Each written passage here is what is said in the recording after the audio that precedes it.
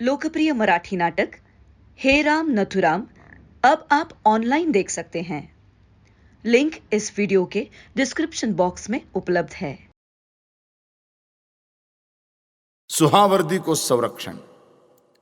मुस्लिम league ने उस केंद्रीय अस्थायी मंत्रिमंडल में सम्मिलित होने से इनकार कर दिया जिसको बनाने के लिए लॉर्ड वेवल ने नेहरू को आमंत्रित किया था। इतना ही नहीं, मुस्लिम लीग ने नेहरू सरकार के विरुद्ध सीधी कार्यवाही करने के लिए काउंसिल बनाई। नेहरू मंत्रिमंडल के निर्माण के 2 सप्ताह पूर्व अर्थात 15 अगस्त 1946 को कलकत्ता में हिंदुओं का व्यापक संहार किया गया, जो बिना किसी रोक टोक के 3 दिन तक चलता रहा। इन दिनों की भयानक घटनाओं के रोमांचकारी चित्र प्रसिद्ध अंग्रेज दैनिक स्टेट्समैन ने प्रकाशित किए थे। उस समय यह सोचा जाने लगा कि जिस सरकार के काल में इतने अत्याचार हुए हों उसको पद से अलग कर देना चाहिए। यह सरकार सुहरावर्दी की थी, परंतु साम्यवादी गवर्नर ने भारत सरकार की एक्ट धारा 93 के अनुसार गवर्नमेंट संभालने से इनकार कर दिया। उस समय गांधी जी कलकत्ता गए और इन सब अत्याचारों की जड़ सुहरावर्दी से उन्होंने मित्रता स्थापित कर ली। वास्तव में गांधी जी वहां सुहरावर्दी और मुस्लिम लीग का पक्ष लेकर ही गए थे। इन 3 दिनों में जबकि वहां पर हिंदुओं का सर्वनाश हुआ, पुलिस ने लोगों की रक्षा करने के लिए कोई प्रयत्न नहीं किया और जिन लोगों का कर्तव्य जनता की रक्षा करना है उन्हीं की आंखों के सामने कत्ल हुए, परंतु गांधी जी ने इस पैशाचिक कांड को साधारण घटना समझा। उन्होंने सुहरावर्दी की बहुत अधिक प्रशंसा की और उसको शहीद अर्थात हुतात्मा कहकर पुकारा। प्रायः 2 ही मास पीछे नौखाली और टिप्पेरा जिलों में कांड हुए। आर्य समाज के प्रतिवृत्त के अनुसार 30,000 स्त्रियों को बलपूर्वक हिंदू से मुसलमान बनाया गया, 3 लाख लोग मारे गए और करोड़ों रुपयों की संपत्ति लूट ली गई। यह सब हो जाने के पश्चात गांधी जी ने नौखाली का दौरा करने का निश्चय किया।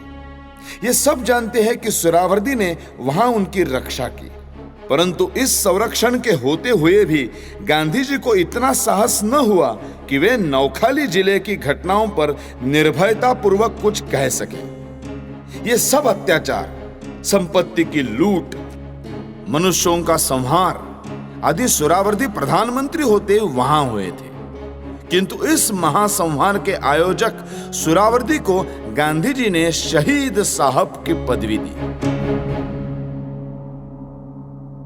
हिंदू और मुस्लिम राजाओं में अंतर। गांधी जी के अनुयायियों ने राजकोट और भावनगर के राजाओं के कथित अत्याचारों की पर्याप्त निंदा की।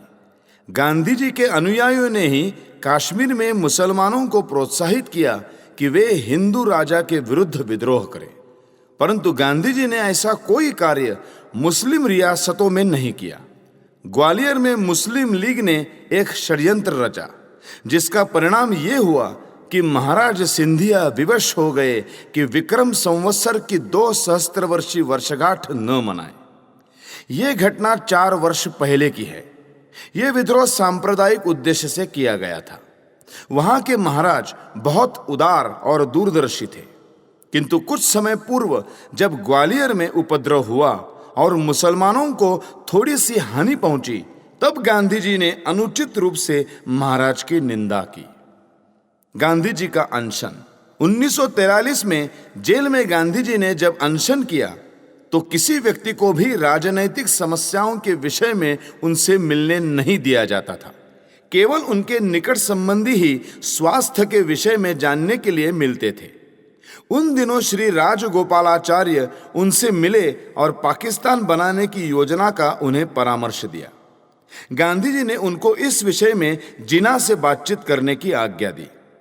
फिर 1944 में गांधी जी 3 सप्ताह तक जिन्ना से बातचीत करते रहे और उसने वर्तमान पाकिस्तान जैसी ही योजना उनके सामने रखी। गांधी जी प्रतिदिन जिन्ना के घर जाते थे और उसकी प्रशंसा करते थे, उससे गले मिलते थे, परंतु जिन्ना अपनी पाकिस्तान की मांग से 1 इंच भी न हटा। गांधी जी हिंदू मुस्लिम एकता चाहते थे, परंतु सब कुछ इसके विपरीत हो रहा था। देसाई लियाकत संधि पत्र 1945 में देसाई और लियाकत की कुख्यात संधि हुई। इसके पश्चात तो कांग्रेस राष्ट्रीय संस्था रही ही नहीं। केंद्रीय लेजिस्लेटिव असेंबली के कांग्रेस दल के नेता श्री भुलाभाई देसाई और मुस्लिम लीगी दल के नेता मियां लियाकत अली ने अंग्रेजों से मांग की कि उन समस्याओं को सुलझाया जाए जो युद्ध समाप्ति के पश्चात उग्र रूप धारण कर रही है। श्री देसाई ने यह काम किसी कांग्रेस नेता का परामर्श बिना लिए ही किया था, क्योंकि कांग्रेसी नेतागण तो 1942 के भारत छोड़ो प्रस्ताव के कारण बंदी गृह में पड़े थे। श्री देसाई ने बताया कि वे इस आधार पर वायसरॉय से मिले कि कांग्रेस और मुस्लिम लीग को समान पद मिले। लॉर्ड वेवल के पास यह प्रार्थना पत्र पहुंचा तो वे हवाई जहाज से लेबर गवर्नमेंट से इस सम्मेलन की आज्ञा लेने लंदन गए और इस विषय में जो घोषणा हुई उसने तो सारे देश को ही मूर्ख बना दिया। वस्तुतः इससे कांग्रेस ने प्रजातंत्र और राष्ट्रीयता के साथ बड़ा अनर्थ कर डाला। इससे भारत में प्रजातंत्र का सदा के लिए अंत हो गया और न्याय का नाम ही न रहा। कांग्रेस के अनुयायियों को यह योजना माननी पड़ी। कुछ समय पीछे यह पता चला कि इस संधि की आड़ में तो गांधी जी खेल रहे थे और उन्हीं के आशीर्वाद से यह सब कुछ हुआ था। कांग्रेस ने यह भली भांति स्वीकार कर लिया कि मुसलमानों को 50% अधिकार दे दिए जाएं। यहां यह बात ध्यान देने योग्य है कि मुसलमानों का अनुपात 25% था और हिंदुओं का 75%, किंतु गांधी जी ने दोनों को बराबर कर दिया। वायसरॉय ने कॉन्फ्रेंस करने से पहले और भी कुछ शर्तें रख दी जो कि निम्नलिखित थी। 1. कांग्रेस और अन्य सब पार्टियां उस समय तक युद्ध में सहायता दे जब तक जापान पर विजय प्राप्त न हो। 2. एक मिलीजुली सरकार बनाई जाए जिसमें कांग्रेस और मुस्लिम लीग के 5-5 सदस्य हों और अल्पसंख्यक जातियों अर्थात सिखों और अछूतों के प्रतिनिधि अलग लिए जाएं। 3. भारत छोड़ो आंदोलन को बिना शर्त वापस ले लिया जाए। जो नेता जेल में हैं उन सब को छोड़ दिया जाए। 4. जो कुछ भी सुझाव रखे जाएं वे 1935 के एक्ट की सीमा से बाहर न हो। 5. वायसरॉय और गवर्नर जनरल की पदवी जो कि त्यों रहे, अर्थात वे नई सरकार में भी सर्वोपरि सत्ताधीश हों। 6. युद्ध समाप्त होने पर आजादी की समस्या कॉन्स्टिट्यूएंट असेंबली द्वारा सुलझाई जाए। 7. यदि वर्तमान स्थिति में कोई परिवर्तन न किया गया तो वायसरॉय फिर से मंत्रिमंडल बना लेंगे जिसके सब सदस्य भारतवासी ही होंगे।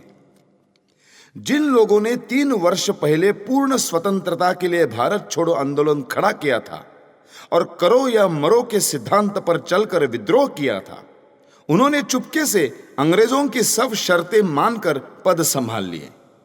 वास्तव में बात यह थी कि भारत छोड़ो आंदोलन असफल हो चुका था और कांग्रेस के पास कोई प्रोग्राम न था। इसीलिए जैसी स्थिति उस समय थी कांग्रेस को वही स्वीकार करनी पड़ी। कांग्रेस का अस्तित्व एक प्रकार से मिट चुका था। इससे केवल जिन्ना को लाभ हुआ। द्विराष्ट्र सिद्धांत और पाकिस्तान की मांग को प्रोत्साहन मिल गया। यद्यपि कांग्रेस असफल रही और गांधी जी को हिंदू मुस्लिम एकता प्राप्त न हो सकी। लाइक कीजिए, शेयर कीजिए, सब्सक्राइब कीजिए और हाँ, नए नए वीडियोस देखने के लिए बेल आइकन दबाइए। राष्ट्राय स्वाहा।